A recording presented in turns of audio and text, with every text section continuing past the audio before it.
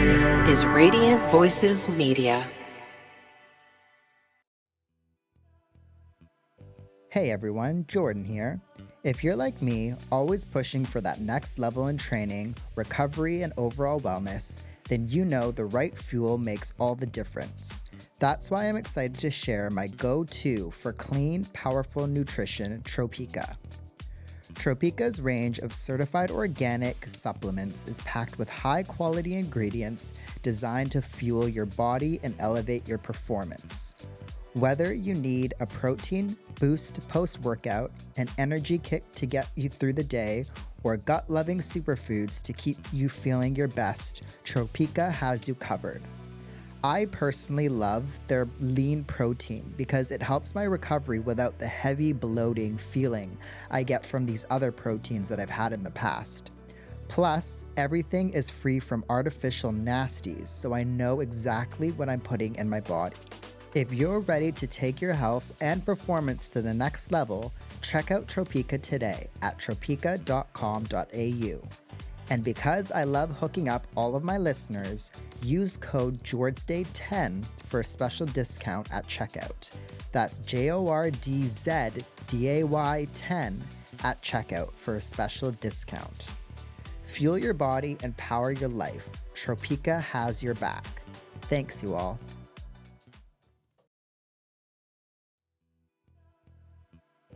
Hey everyone, I want to tell you about a brand called Re, the sunglasses made by runners for runners. Born in Sydney, Re was built with one goal in mind, to create sunnies that actually keep up with you.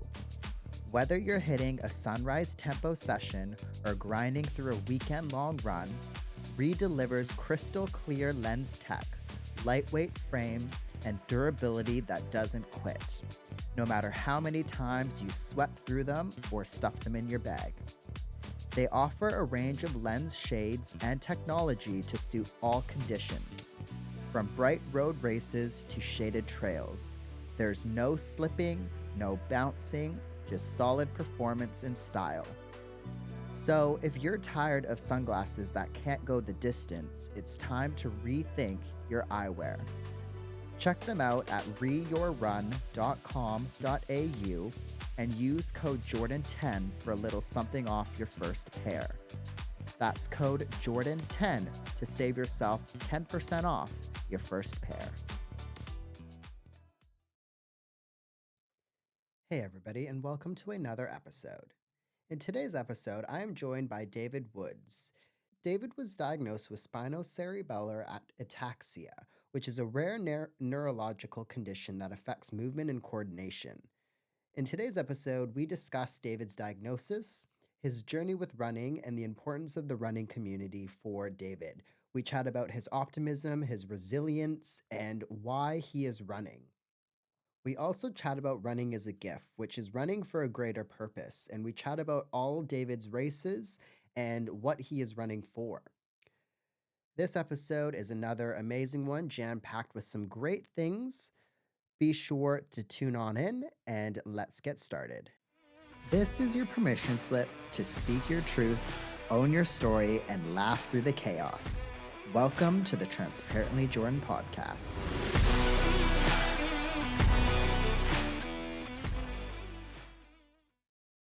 David, maybe if you don't mind just getting started by introducing yourself and letting everybody know who you are, and we can kind of go from there. So, obviously my name's David. So, my big thing is, I'm like creating like a running as a gift as my, because I'm like, very athletic and stuff. I've always grown up like enjoying sports and things like that. Played a lot of cricket and soccer and stuff like that. But since my diagnosis with ataxia, it's like, it's, it was more like my plane of movement kind of thing. It's like less of like reactive, I guess. So, and that being like being athletic, it was like naturally it went towards like running and stuff like that. And with that, I love running because it enables me to like give to a higher purpose as such. I'm not really a spiritual person, but so that always drew me towards that. But yeah, like I lived in the UK for about 5 or 6 years, and that's where my diagnosis came about. So it was kind of isolating and stuff because it was like, yeah, all my family and friends were like back in Australia and stuff like that. So yeah, it was like, yeah, I had a little bit of a support network with like people I work with and stuff like that. So, but yeah, that was kind of like, okay, defining moment coming back home and stuff like that. So, but yeah, like sports and I like music and traveling and stuff like that. So Yeah, yeah, sweet. And I think yeah, like the interesting thing about the running community is like, you have people from all aspects of life, and there's so many stories out there. So, that's why I wanted to have you on, talk about the ataxia and talk about the running as a gift and everything. yeah. So thanks for coming on about that. But essentially, maybe if you don't mind getting into like the diagnosis for people out there that might be something similar, because I, I mean, it's interesting that you were in another country with that diagnosis. What was all of that like? Because that can be isolating, like you were saying, and quite difficult. But how did that all kind of come to be? So it was basically um with work and things like that. I just noticed like it was a simple thing like running for the bus and being able to take off and stuff like that. Like as I said, like naturally, like growing up, it was like maybe I had this accident in the background and stuff like that, but it wasn't really prominent. And it was, yeah, as I said, like running for the bus, like being able to like explode off and things like that, and just little things like tremors in my hands and things like that. And I was like, okay, I need to see a doctor. So I got like an MRI scan, and it went from there. So I got diagnosed with that, and it was kind of funny because it was like, yeah, I got that in the UK, and I was like, when it happened at the time, I was like, okay, what the hell was this? So I was like, I never really heard of it before, and it was like, it was it is a rare condition and stuff like that. And the biggest thing is there's no actual like cure or medication I can take for it. So, and that was, yeah, I was like, okay, so naturally, when you get something like that, you're just like, okay, what's there must be a way around it. How do I make myself better and stuff like that? And I was like, okay, I can't really in the natural sense of thinking. So, and that's when I was like, okay, all right, I have to. When I came back to Australia, I got like a second diagnosis just to like confirm what I was, what I've been told and things like that. So, yeah. And then it was confirmed, and I was like, okay, all right, Right. what do I do from here? So, yeah. Yeah, because that's, I guess, like when you're in the conventional space, and they tell you that there's no cure or anything like that. Like, I assume that you've had to do a lot of your own research and a lot of your own kind of development there. What was your kind of journey like from that point? Like, what kind of things did you have to look into and look at? It was a poisonous thing because it's like, yeah, like Dr. Google and stuff like that. It's like, yeah. So like you see all these doom stories and stuff, like you just have to do your own research on like Google and stuff like that. So but yeah, there wasn't, I mean there was, in terms of like there was a, I guess, a charity and stuff like that in the UK, but there's not so much support in Australia with things like that. So conversely, I mean, got support with your family and friends and things like that, but you don't really have like people that are in the same boat as much in Australia. So obviously, because Australia's not as much as big a population as say UK or America or anything. So Right. yeah, So it is that rare then that, yeah, yeah, okay. yeah, That's yeah. strange. Lucky me. Yeah, yeah. Yeah. Wow, okay. So what like you were saying that you found running after that, was that correct? Yeah, Yeah. so one of my I guess because there was no direct cure or like Yeah. medication I could take, I was like, hey, what's the way I can kind of like stave off this condition and such? And I found like physical exercise and running and things like that were like a big thing for me. So I was like, yeah. So that was the natural progression because I was like, yeah, sporty as a kid and things like that. And growing up, and I was like, okay, that's kind of like team sports has been taken away, I guess, for me. So I was Yeah. like, the natural progression was like towards running and stuff like to keep myself fit and active. Right. Yeah. What were the sports that you grew up playing that you had to give up? So yeah, as I was saying, like I was really into cricket.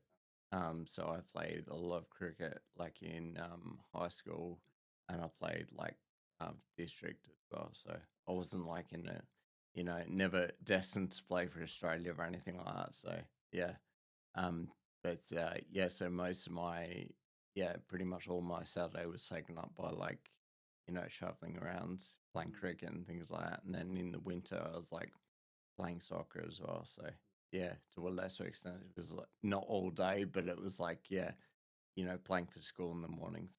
Yeah. Okay. Before we get into like the whole running side of thing, what was the biggest shift mentally, like and emotionally and physically and whatnot when you got that diagnosis? What kind of was the outcome and what kind of was the shift that you had to go through? So the biggest thing I think is the mental capacity. It's just like, yeah, having that, because it's so easy to fall into like a negative mindset and like, just thinking, oh, what was me and things like that. So it's it's kind of, and that's the big thing about me is like trying to find the positives in everything that happens. So I found that was the big way of like me, because let's call it a spade this way, my life sucks, so stuff like that. So yeah, it's just, yeah, finding the best thing in ways forward and stuff like that. So Yeah, okay. Um Now when you started the whole running process, what was that kind of process like? Like, were you able to kind of get going right away, or did you have like coaching? Like, how did that all start, and how did the love of running kind of come to be? yeah, so it was I guess I don't want to pigeonhole everyone, but it's like, you kind of just start out on your own and stuff like that. And it's like the things like going, okay, I was speaking to Jason from Road Running the other week. I was like, yeah, it's like every time you like, okay, you start out running and you like, okay, I enjoy this, and then you go further and further, and then you get to it, you go a certain pace, and you start going over hills and things like that, and then you're like, okay, no, my knee starts hurting now, or things like that. So it's the most common thing, and then yeah, so then it kind of like backtracks, and then you go and see a physio and things like that. So yeah, and then after that, so yeah, as I said, it was pretty much, solo kind of thing. So yeah, I'd, set the reason I like running so much is like it's so much structure and things like that. So it's like,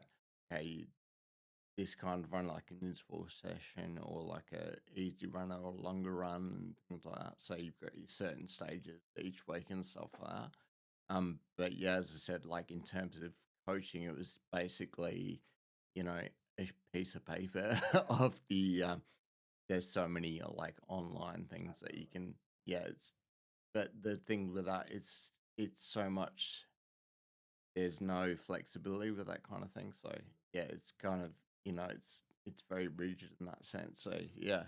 And then I was like, I realized after a while I was just like kind of stagnating, I guess. At a certain, so I was like, and then it was funny, I was like, um I didn't really think about joining a running group as such, but yeah, it was like running. I think it was the Dolphin Run, like the one at Semaphore, and I'd seen lots of like runs on merchandise and like this 10 tough, and I was like, oh, what's that? And I remember like doing kind of well because like flat as a tap, that kind of run. So, and it's like early in the year as well, so the weather's like banging. So and then afterwards I was like, I was on a high because I'd like run a really good race and things like that. So, and I was like looking into it more, just going the internet. And I was like, oh, maybe I'll join that. And that was a big thing as well because it's kind of like I'm with my condition and my history and stuff. I'm like more of a reserved, shy person. So I was like, I read this and I was like, I kind of reached out and like going, I think it was Izzy and Riley at the time. It's like, okay, our sessions or whatever. And I was like, oh, okay. I'm not really a morning person as well. So I was like, okay, all right, there was that. And then there was like, okay, there's a big group of people, and it was like the natural thing, like going, okay, all these elite runners, all these better people than me. But the good thing was, like, I went out for that first session, and even though I didn't really directly talk to people and things like that, it was good because it was, yeah, as you said, it was like there's such a wide variety of like runners in that group, so you don't really feel like left out or like secluded and stuff like that. So yeah, and then I've been doing that with the runners run for about three years. Okay. All right. Um, for people listening out there that don't know necessarily about ataxia, and those kind of things, what kind of things are you as a runner needing to kind of get over or go through with ataxia, that somebody without wouldn't?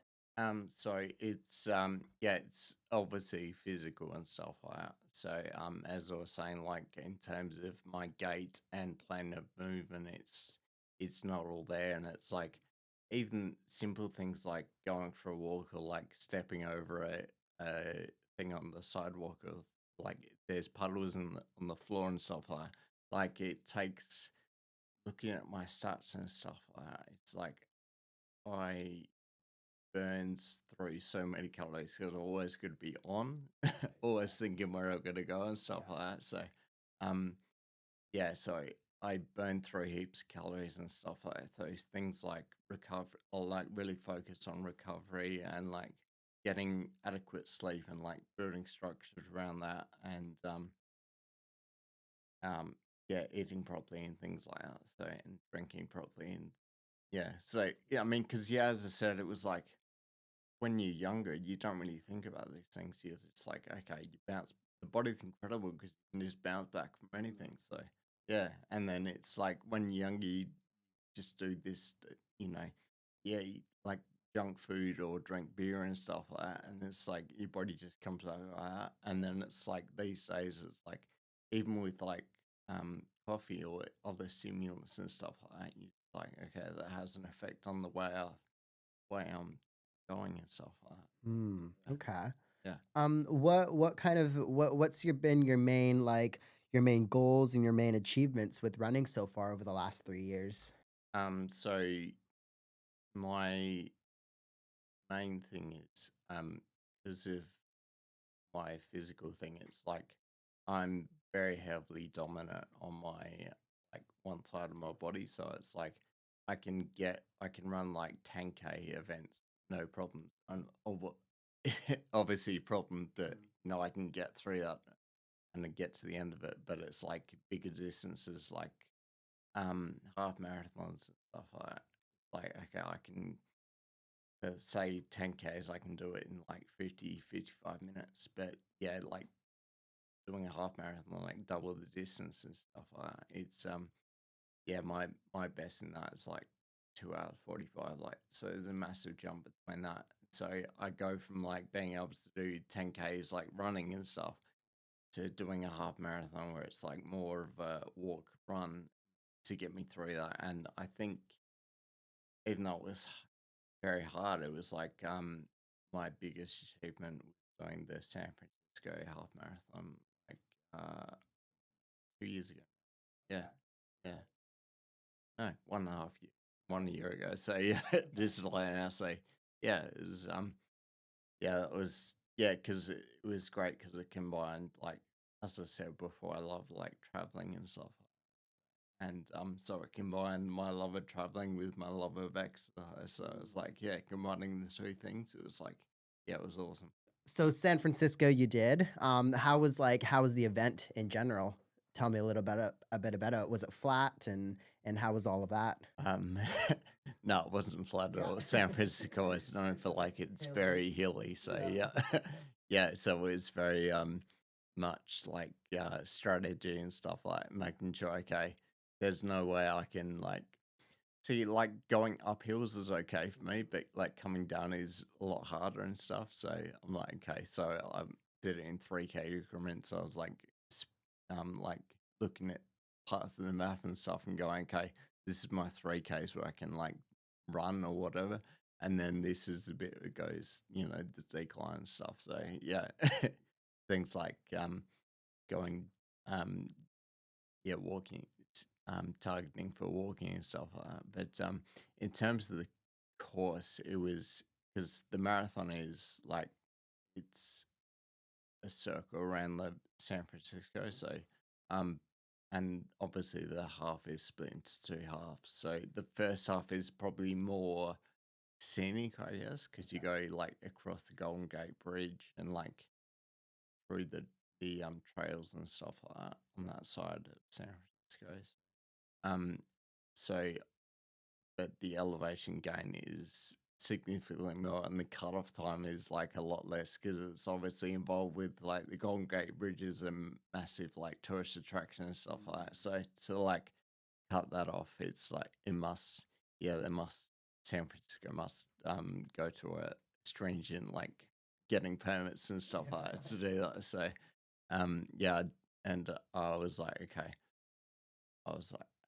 my I wanted to, I guess, put my tourist hat on, going like I want to have like good memories of like seeing the side with the Embarcadero and things like that. So, and then Brian was, I guess, less glamorous because it was like on the other side of San Francisco going.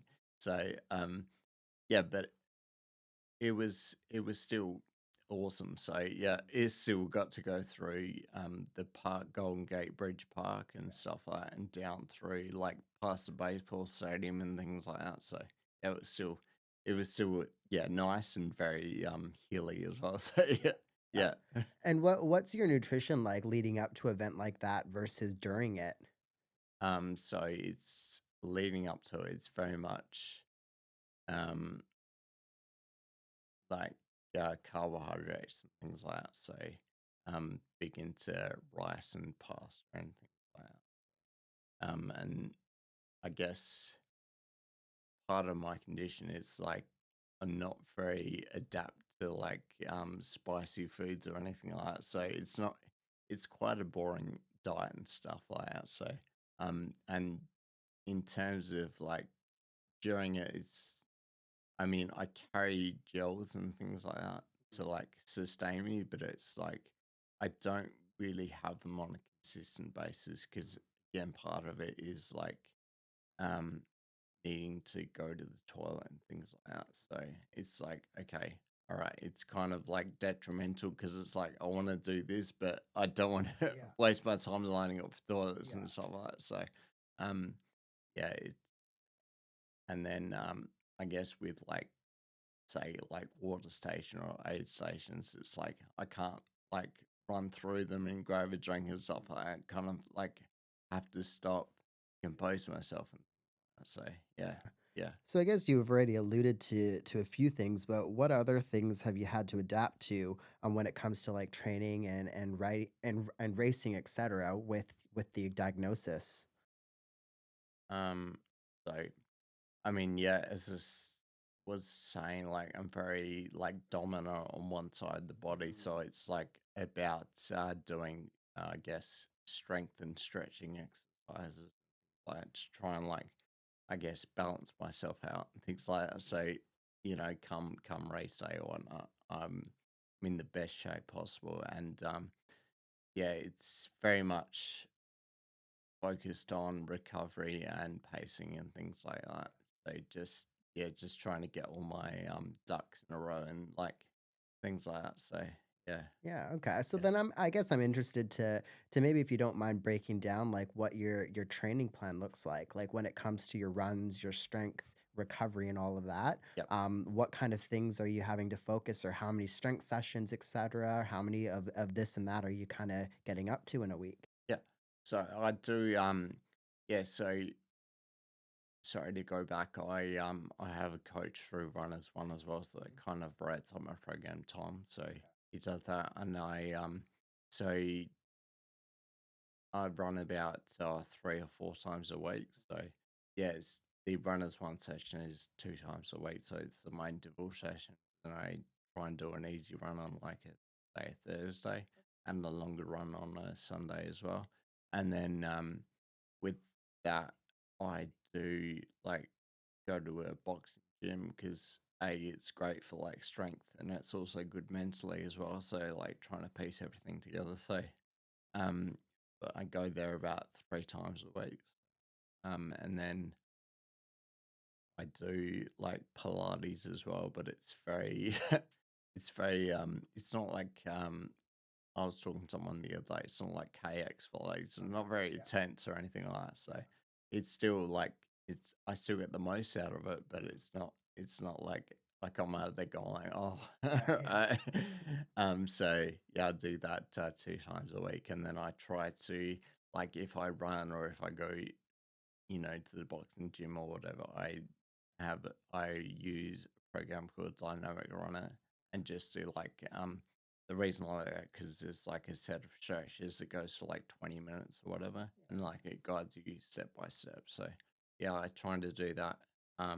So whenever I go for a run or whenever I go to the gym or whatnot, so I feel like if I go to Pilates, like I get my fix, I guess, with like stretching from that. So yeah. When you first got your diagnosis, did you have to go through any like physio or anything back then? Um, yeah, and that's part of I guess my thing now. It's like I did go to a physio to like um for them to say, okay, what's the best way forward and things like that. So it's like what's beneficial for me. So things like Pilates is through a physio and like a physio center. So um and then so it's not really a set. I don't go see a physio, say like every week or so, but it's like every because I have the Pilates sensation, so I go to a physio like maybe once a month just to like recap and things like that. Or if I you know get like a injury or like feel like something's off, so yeah, that would that would add lib to going to physio and stuff like that. What Yeah. are injuries like? Like, have you had to deal with anything over the last few years? Um, yeah, I mean, must be the common running injury, like the runner's knee and stuff like that. So, but yeah, so I deal with that, and as I said, because I'm very much favored to one side and things like that, I get the balance where it's like my right knee plays up, and then when that gets better, like my left hand side Achilles will like kick in because it's like as I said, the body's amazing. It's like adapts so well to like okay, this side's hurting. Let's use different muscles and things like that. So yeah, but it's not thankfully touch wood. It's nothing too bad or anything. Nothing's broken or strained or anything like that. So yeah, I I was reading before about how you couldn't like train for like I think it was like 3 6 months. And I was like, okay. Reading that, I was like, okay. Yeah, I don't know what I do. So yeah, it's very much I guess thinking about that it's like okay, I have to like focus on other things like reading and journaling and like listening to podcasts to I guess get my fix and things like that. So yeah, It's yeah, it's hard, isn't it, when you're an yeah, active person and you can't yeah, because you're told to not? It's yeah, it's like, oh, what do you do? yeah. What's kind of helped you build this resilience and this optimism? Like, is there any tools or anything that you've practiced over the years to have the mindset that you do? Yeah. So as I said, I'm very much uh what I fall back on is like structure and routine and things like that. And I find like having that is a big plus for me. And also a big thing is like my sense of like I guess gratitude and like I'm not really that kind of person, but like realizing okay, there's other people around me and like relying I guess on that sense of support. So um and yeah, just having that makes me humble, I guess. So and then realizing okay, it's not about me. It's not just about me. It's about people around me and things like that. And that yeah, I guess that creates that positive mindset. Yeah. And what does the running community mean to you? How has that impacted you? So yeah, as I said, like especially with runners one, it's not like, and that was the big thing. It's not very intimidating, I Yeah. guess. So and there's such a diverse array of like runners and things like that. So it's not just elite sports people. It's like, you know, people that are like a big inspiration, I guess, for me is Dawn Beaumont. It's like, you know, she's obviously not the fastest runner, but it's like amazing what she can do and things like that. Like going around Australia, it's like, okay. And yeah, an offshoot of that is like one of my big heroes is like Ned Brockman and things like that. So it's like very much the endurance athletes. Yeah, that really resonates. Yeah, absolutely. And I think like the great thing about running is like anybody can be a runner, right? You don't Yeah. need to be fast, you don't need to be slow. You can anybody. Dawn, shout out to Dawn if you're listening. She's been on here as well. But like it's amazing, you know, what you can put your body through and what you can achieve really. Um what are there any particular people that have played a big role? You've mentioned Ned Brockman and Don and everybody, but anybody else in specific that have helped you stay motivated over the years? Like, because I think like to stay optimistic is great, but I think you know there are up and down hills every now and then. Is there anybody that's helped kind of get you through something? Yeah, it's I'm very much a family man, I guess. So yeah, because dad's not here, it's like, yeah, I'm very much, I guess, relying on mum. And yeah, I appreciate her support more than words can say. So, and unbeknownst to me, it's like with my dog as well. So yeah, as you said, like, you know, there's up days, there's down days, but it's like it's dogs don't care. It's just like, okay, want to go outside for a walk. So I guess that's the way to get outside of my head and stuff like that. It's like, hey, all right, we'll go outside and go for a walk. So yeah. And that's, I guess, in a way, that's like the good thing about not having that cabin fever kind of thing and being stuck inside all the time. It's like, you know, being outside and things like that. So Yeah. yeah. You're kind of forced to, even if it's raining, Yeah. right? Like, you kind Yeah. of have to take the dog for a walk Yeah. and suck it up Yeah. sometimes. What's kind of the goals with running as a gift? Maybe tell everybody a little bit about that. What you when you kind of started that, and let's kind of dive a bit into that a bit. Yeah. So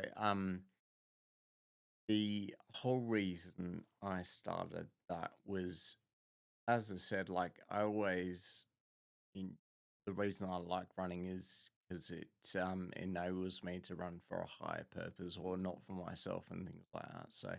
Um so I've always been adept to like running for like raising money or like, you know, putting it towards charity and things like that. And that's a way of like going, okay, it's not just about me, it's for I'm running for other people and stuff like that. So um and then the whole reason, so normally it's like, as an example, like for last year I was like put everything towards like running the 10K at the Melbourne Marathon Festival last year. But on the week, so it was like, it's funny, it's like everything was like built up towards that, and then the week of it's like I did my back end and got like back spasms and stuff. So I was like almost that fear of missing out kind of thing. It was like, okay, everyone's over there, and so so I was like, okay, all right.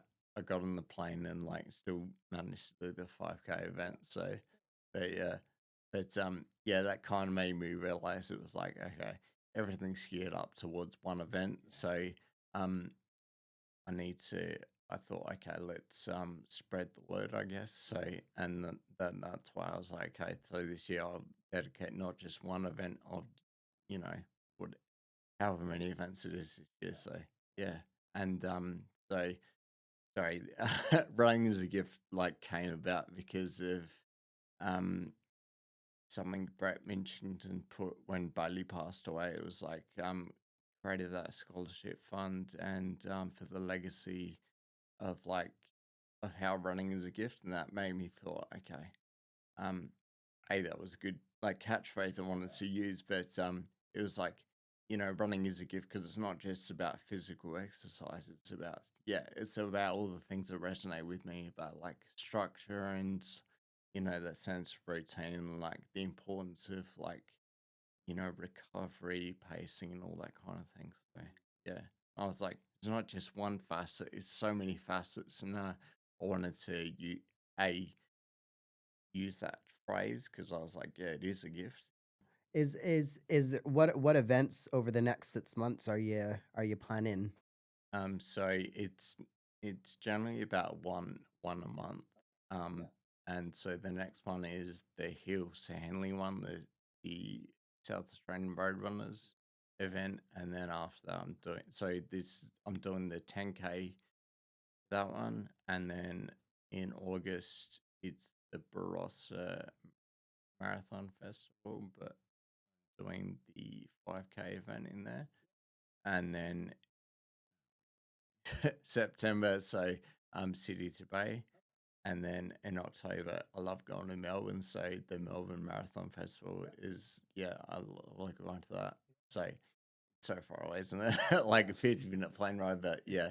So 10K event there. I'm looking forward to that, and then at the end of the year, I'm still undecided. I'm going to go. I've never been before, but Tasmania. There's a race called Point to Pinnacle, which is from Hobart up to the top of Mount Wellington, which is kind of intimidating. So yeah, the full it's like it's a half marathon, and or there's another option that's called Point to Pub, which is a 10K thing. But yeah, so I've got to look into more like the elevation and stuff like that. So I think I've kind of like going like, okay, it's a massive challenge, like that kind of distance, but yeah, add in the height and stuff like that. So yeah, yeah, I've got to look more into that. But the thing that's good on it's on my side, I guess, it's so far away. It's like at the end of November. So Yeah. yeah, Wow. yeah, The way that time's going, it's coming up real quick, isn't yeah, it? yeah. What are some pieces of advice that you have for people out there that might be facing with a diagnosis, or because it can, I think, sometimes be quite like like depressing, I think, sometimes in the beginning stages. But Yep. what kind of things or what pieces of advice do you have for people that are in those initial stages? Because you're quite optimistic yourself, and you've overcome some things. And I think other people, it's great to be in that mindset.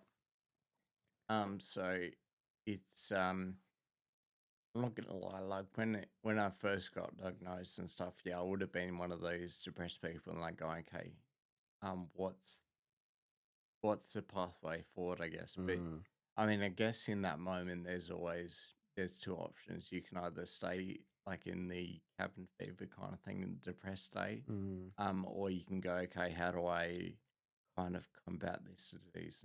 Um yeah. so it's about going, okay, it's not just a straight line, I guess. It's it's really like tuning into your body and going, okay, what what ways and what ways can I combat this? And the reason I'm so passionate about it, I guess, is like um things like exercise in the simplest form. So whether it's like, you know, walking the dog around the block or like going on a walk or anything, or Yeah. just going outside. So Yeah. um or you know, lighting things or like just or reading or like Mm, listening to music. It's always about, I guess, what I'm trying to say. It's one thing. It doesn't matter how messy it is or like how bad it is.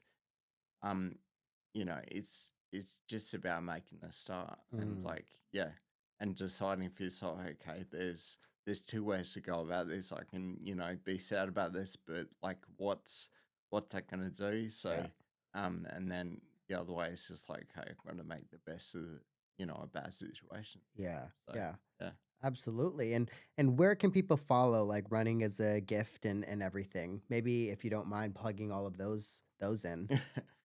So I've made a website, so it's www.runningasagift.com.au. Or you can, I guess I'm more active on like Instagram. So the handle is running as a gift, and there's underscore at the end. So yeah, unfortunately someone took running as a gift. I don't know why. It must be a common phrase. So but yeah, so my thing is with the underscore at the end. So just running as a gift, or one word underscore. But yeah. There you So go. And yeah. that'll be in the show notes, everybody. So definitely drop a follow. You can visit the website there, follow David. Thank you so much for coming on. I No, think this was great. cool. I think a lot of people will get a lot out of this. But yeah, thanks for coming on. Alrighty, everybody. That is it for today's episode. Thanks, David, once again for coming on. Everybody, head to the show notes. You can find David in those links.